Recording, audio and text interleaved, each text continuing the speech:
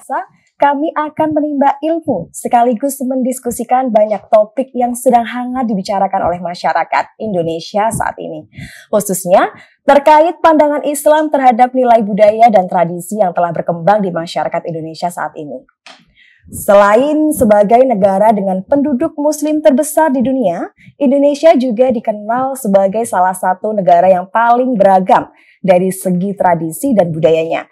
Dengan keberagaman tersebut, tentu saja banyak sekali pendapat hingga perdebatan yang terjadi di antara masyarakat, khususnya ketika suatu fenomena atau isu dikaitkan dengan nilai dan ajaran Islam. Oleh karena itu, kita akan coba membahas tuntas berbagai isu di masyarakat yang kerap dikaitkan dengan nilai dan ajaran Islam.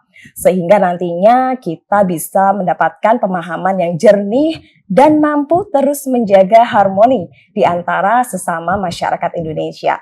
Pada episode kali ini, kita akan berbincang mengenai sebuah tema menarik, yaitu pemimpin perempuan dalam Islam.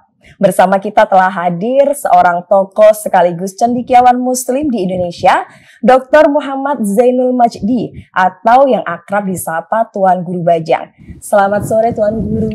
Ya, selamat sore Mbak. Assalamualaikum. Waalaikumsalam warahmatullahi wabarakatuh. Ya, bagaimana kabarnya Tuan Guru? Baik, alhamdulillah. Sehat-sehat. Alhamdulillah. Terima kasih atas waktunya Tuan Guru berkenan hadir pada kesempatan sore hari ini. Baik, kita langsung saja nih Tuan Guru ya. Berkaitan dengan pemimpin perempuan. Sebenarnya bagaimana sih Islam itu memandang seorang pemimpin perempuan dalam konteks negara bangsa? Terima kasih. Bismillahirrahmanirrahim. Assalamualaikum warahmatullahi wabarakatuh. Alhamdulillah wassalatu wassalamu ala rasulillah ma ba'du. Prinsip yang paling mendasar dalam Islam adalah bahwa laki-laki dan perempuan itu setara. Jadi banyak sekali ayat dalam Al-Quran, kemudian penegasan Rasul juga. Dalam Al-Quran misalnya Allah Subhanahu Wa Taala menyampaikan, "Man 'amila shalihan min dzakarin aw untha wa huwa mu'min falanuhyiyannahu hayatan thayyibah." Al-ayat. Siapa saja, baik laki-laki maupun perempuan, itu beramal saleh dan dalam keadaan dia beriman, maka kami akan hidupkan dia dengan kehidupan yang baik. Nah, kemudian banyak sekali panggilan atau imperatif ya, perintah ya kepada laki-laki dan perempuan dalam satu tarikan nafas ya. Misalnya ya ayyuhalladzina amanu kutiba alaikumusiyam. Wahai orang-orang beriman. Ketika menyampaikan itu masuk di dalamnya laki-laki dan perempuan dalam satu teks. Nah, itu artinya kata para ulama bahwa memang laki-laki dan perempuan itu setara. Nah, kesetaraan ini tidak boleh dikurangi dalam hal apapun, kecuali kalau ada penegasan, kalau ada penghususan. Nah, terkait dengan kepemimpinan perempuan, memang ada beberapa teks ya, yang difahami oleh sebagian ulama sebagai restriksi ya, atau pembatasan kepada kaum perempuan untuk memimpin. Ini secara umum dulu. Di antaranya ada hadis la yufliha qaumun walau amrahum imra'ah. Jadi tidak akan sukses satu kelompok kalau mereka menjadikan perempuan menjadi pemimpin. Nah, hadis ini kalau kita lihat begitu saja mungkin bisa membawa kita kepada pengertian seperti yang difahami oleh sebagian ya masyarakat atau sebagian pandangan ya bahwa tidak boleh perempuan menjadi pemimpin. Tetapi kalau kita lihat konteksnya, itu kan disampaikan oleh Rasul ketika mendapatkan berita bahwa ketika seorang raja meninggal ya, kemudian diangkat anak perempuannya menjadi pemimpin. Pertanyaannya adalah apakah pemerintahan di negara bangsa ini sama dengan apa yang Rasul sampaikan dulu gitu. Nah, ternyata kalau kita lihat ada perbedaan yang sangat mendasar. Jadi kalau pada masa itu kepemimpinan itu absolut. Dia tidak punya batasan apapun. Jadi pada diri seseorang itu kumpul semua kekuasaan.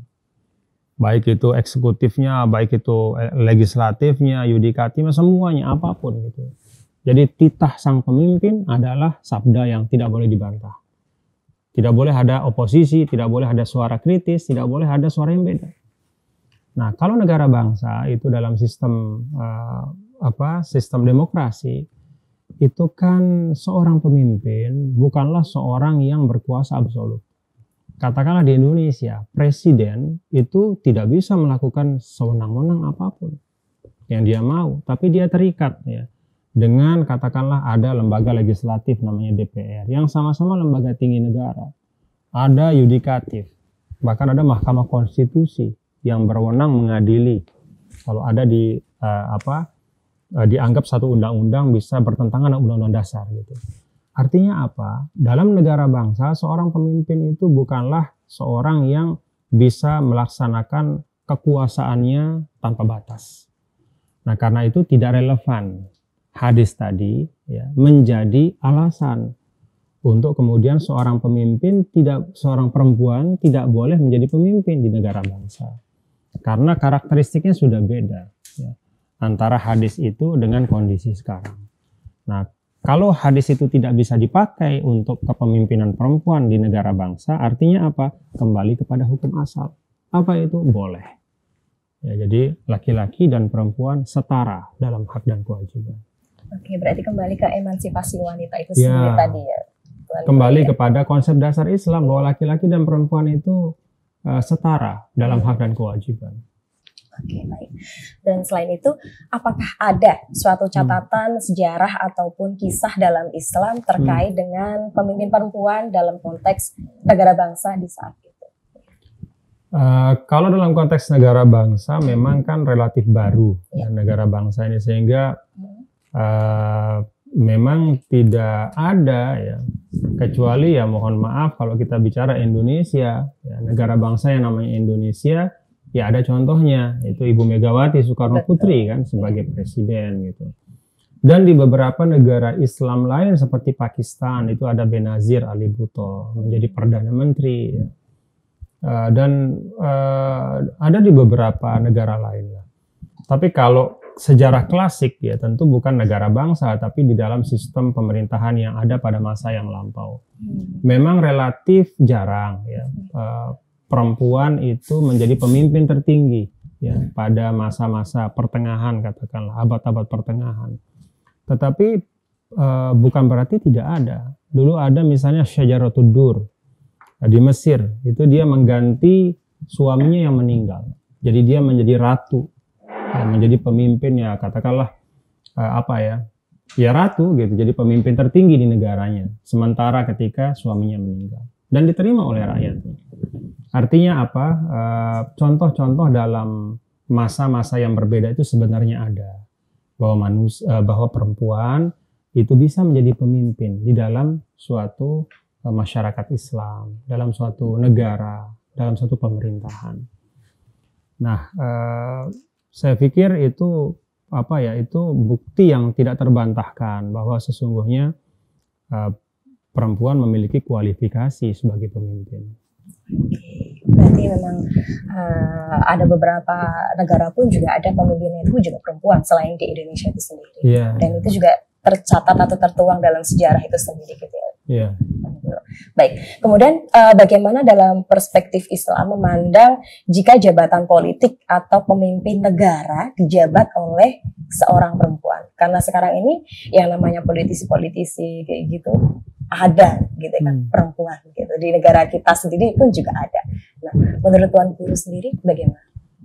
Iya, karena saya sudah singgung tadi ya bahwa hadis yang terkait dengan larangan perempuan menjadi pemimpin adalah dalam konteks kepemimpinan yang absolut ya pada masa lampau.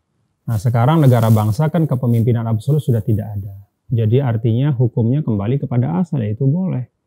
Nah, kalau memang boleh berarti ya kaum perempuan dimungkinkan untuk ikut dalam kompetisi kepemimpinan, kontestasi kepemimpinan, menawarkan gagasannya, menawarkan visinya untuk membangun daerah, membangun bangsa, membangun negara. Dan itu bukan hanya dalam ranah teoritis, ya kan Mbak ya. Artinya sekarang de facto kenyataan di Indonesia misalnya banyak sekali kepala daerah yang perempuan. Betul. Bahkan mohon maaf di Jawa Timur ya, daerah yang religiusitasnya sangat tinggi, gudang dari pesantren-pesantren dan ulama, itu gubernur sekarang Ibu Khofifah, seorang perempuan. Di NTB misalnya, daerah saya, itu salah satu Kabupaten Bima, itu bupatinya Ibu Indah, perempuan juga. Wakil gubernurnya itu juga perempuan di NTB.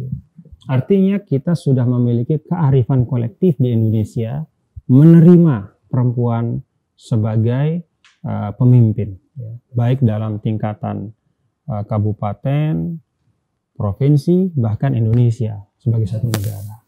Oke. Baik, berkaitan dengan pemimpin negara atau pemimpin perempuan itu sendiri ya, Tuan Guru. Nah, bagaimana sih seharusnya masyarakat Muslim di Indonesia itu bersikap ketika ada pemimpin negara yang merupakan seorang perempuan? Soalnya terkadang juga masih ada simpang siur, kenapa sih harus perempuan kalau masih bisa laki-laki? Gak usah ditaatin kalau perempuan, kira-kira gitu. Iya, seperti itu. Prinsipnya kalau tentang kepemimpinan itu di dalam surah An-Nisa itu kan jelas, ya. Ayyuhalladzina amanu atii'ullah wa atii'ur rasul wa ulil amri. Jadi ketaatan kepada pemimpin lepas dari jenis kelaminnya. Itu adalah kewajiban dalam Islam, ya. Selama dia tentu tidak mengajak kepada sesuatu yang nyata-nyata, ya, sesuatu yang bertentangan dengan prinsip agama. Tapi kalau dia mengajak kepada kebaikan, mengajak untuk membangun bangsa, mengajak untuk mengeksekusi hal-hal positif, wajib sami'na wa ata'na itu harus gitu. Lepas dari jenis kelamin.